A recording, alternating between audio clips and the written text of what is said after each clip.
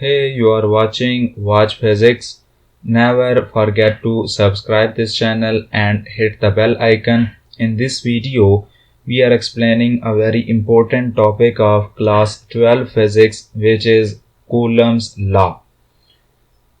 इस वीडियो में Coulomb's law को एक्सप्लेन करने से पहले आप इस डायग्राम को ऑब्जर्व करें कि हमारे पास सेम चार्जेस मौजूद हैं, चाहे वो पॉजिटिव हों या नेगेटिव हों, वो चार्जेस एक दूसरे को रिपेल करेंगे। अगर हम अपोजिट चार्जेस की बात करें तो वो चार्जेस एक दूसरे को अट्रैक्ट करेंगे। इट्स मीन के चार्जेस के दरमियान फोर्स ऑफ अट्रैक्शन और फोर्स ऑफ रिपल्शन मौजूद होती है। Got this? अब क्वेश्चन इज दैट कि हम कूलम फोर्स को, कूलम्स रिलेशन को क्यों डिराइव करते हैं। मैं इसको पॉइंट्स के साथ एक्सप्लेन करूंगा। फर्स्ट पॉइंट है आपके पास, how these forces are affect. अभी जो हमने चार्जेस के दरमियान फोर्स ऑफ अट्रैक्शन और रिपल्शन को डिस्कस किया है, ये फोर्सेस कैसे दूसरे चार्जेस के ऊपर अफेक्ट करती हैं। एक पॉइंट आपके पास ये है। Second point is that when magnitude and distance between them changes, कि जब हम चार्जेस के दरमियान जो डिस्टेंस है उसको चेंज करते हैं, ये चार्जेस के मैग्नीट्यूड को चेंज करते हैं, देन फोर्स ऑफ अट्रैक्शन या रिपल्शन कैसे चेंज होती है। तो इन फैक्टर्स को कूलम्स लॉ एक्सप्लेन करता है। इस वजह से हम कूलम्स रिलेशन को डिराइव करते हैं। Got this point? First of all हम कूलम्स लॉ की स्टेटमेंट को कॉल करेंगे। अकॉर्डिंग टू स्टेटमेंट,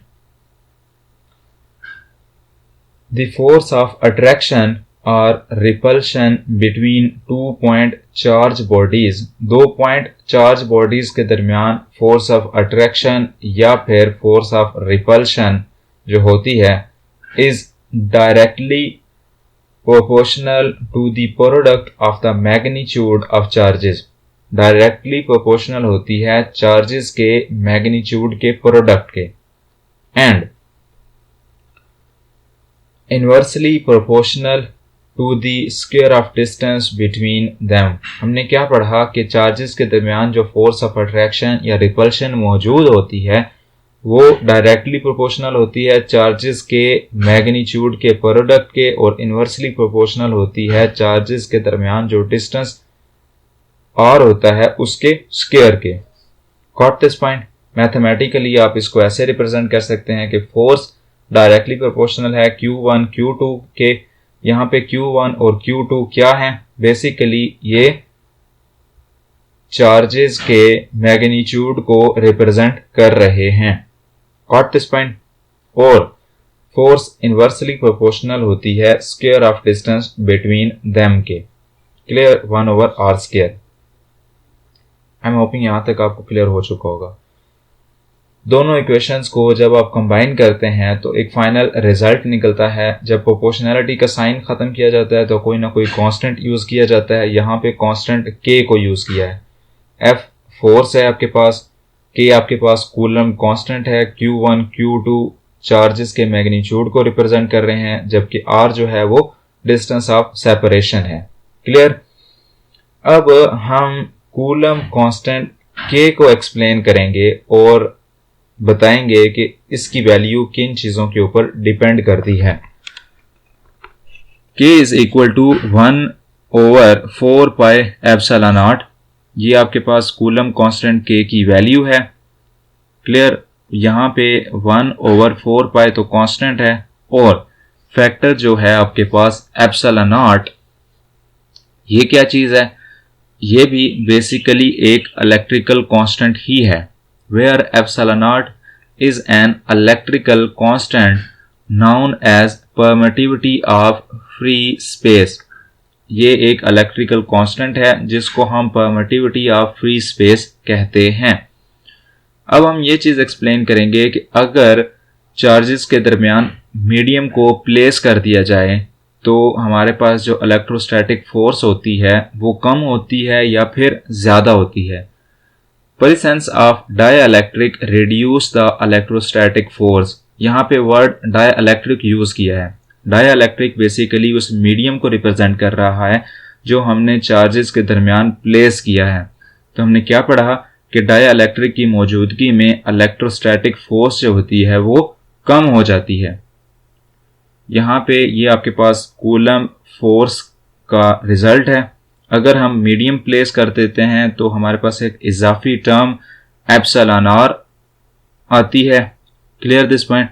अब ये जो टर्म है एप्सिलॉन आर, ये टर्म एक्सप्लेन करती है कि जब हम चार्जेस के दरमियान मीडियम को प्लेस करते हैं तो इलेक्ट्रोस्टैटिक फोर्स की वैल्यू कितनी कम होती है।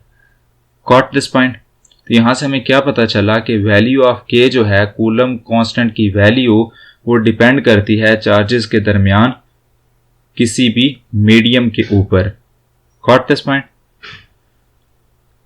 If medium between two charges is air then value of k will be, अगर चार्जेस के दरमियान मीडियम एयर हो तो के की वैल्यू हमारे पास होगी 9 multiply by 10⁻⁹ newton metre square पर कूलम स्क्वायर। अगर मीडियम चेंज होगा तो ये वैल्यू भी चेंज हो जाएगी। So the coulomb's force in free space will be, free space I mean कि जब हम चार्जेस के दरमियान मीडियम को प्लेस नहीं करते देन कूलम फोर्स क्या होगी, F is equal to 1/4πε0 Coulomb constant की value Q1 Q2 over R square. ये आपके पास एक फाइनल रिजल्ट है जब चार्जेस के दरमियान मीडियम को प्लेस नहीं करते। Coulomb's law is only valid for point charges. जो कूलम्स लॉ है वो पॉइंट चार्जेस के ऊपर ही वैलिड होता है। अब पॉइंट चार्जेस क्या हैं? पॉइंट चार्जेस उन चार्जेस को कहा जाता है जिनके दरमियान डिस्टेंस बहुत ज्यादा हो एज कंपेयर टू उनके साइज के। जैसा कि इस डायग्राम में रिप्रेजेंट है कि चार्जेस का जो साइज है वो बहुत कम है जिसको हमने ब्लैक डॉट से रिप्रेजेंट किया, जबकि इनके दरमियान डिस्टेंस बहुत ज्यादा है। whose size is very small as compared to the distance between them। आप पॉइंट चार्जेस को ऐसे डिफाइन भी कर सकते हैं। Got this point. अब आपके पास है coulomb force is mutual force. हमारे पास जो कूलम फोर्स है वो एक म्यूचुअल फोर्स होती है। म्यूचुअल फोर्स क्या है इस चीज को एक्सप्लेन करते हैं। हमारे पास दो चार्जेस हैं, एक चार्जेस आपके पास Q1 है, सेकंड चार्ज आपके पास Q2 है। अब म्यूचुअल फोर्स क्या होती है इस चीज को एक्सप्लेन करते हैं। It means if Q1 exert a force on Q2 then Q2 also exert an equal but opposite force on Q1। Mutual force का मतलब ये है कि अगर Q1 फोर्स एक्सर्ट करेगा Q2 चार्ज के ऊपर तो Q2 भी एक्सर्ट करेगा फोर्स Q1 चार्ज के ऊपर, जो कि मैग्नीट्यूड में इक्वल होगी लेकिन डायरेक्शन में अपोजिट होगी। Got this point. तो the magnitude of both these forces, जो Q1 और Q2 दोनों चार्जेस एक दूसरे के ऊपर फोर्स अप्लाई करते हैं, उनका मैग्नीट्यूड F21। अब ये कौन सी फोर्स है? बेसिकली F21 वो फोर्स है जो चार्ज Q1 अप्लाई कर रहा है चार्ज Q2 के ऊपर। इस फोर्स को हम F21 के साथ रिप्रेजेंट करते हैं और F21 will be equal to 1/4πε0 Coulomb constant की value Q1 Q2 over R square और आपके पास यूनिट वेक्टर R21 मौजूद है। Got this point. अब ये यूनिट वेक्टर हमने यहां पे क्यों लिखा? ये रिप्रेजेंट कर रहा है फोर्स की डायरेक्शन को। Got this point. Similarly F12, अब यहां पे फोर्स F12 क्या है? बेसिकली F12 वो फोर्स है जो चार्ज Q2 अप्लाई कर रहा है चार्ज Q1 के ऊपर और उस फोर्स को हम रिप्रेजेंट करते हैं F12 के साथ। And the force F12 will be equal to 1/4πε0 Coulomb constant की value Q1 Q2 over R square and the unit vector is r12। यहाँ पे यूनिट वेक्टर हमने क्यों रिप्रेजेंट किया? बेसिकली ये फोर्स की डायरेक्शन को रिप्रेजेंट कर रहा है। Clear this point? अब ये दोनों जो यूनिट वेक्टर्स हैं ये मैग्नीट्यूड में तो इक्वल हैं, तो हम इसको ऐसे लिख सकते हैं r21 is equal to r12, लेकिन क्योंकि इनकी डायरेक्शन अपोजिट है तो किसी एक के साथ आप नेगेटिव का साइन लगा दें। Got this point? तो हमने r12 के साथ नेगेटिव का साइन लगाया।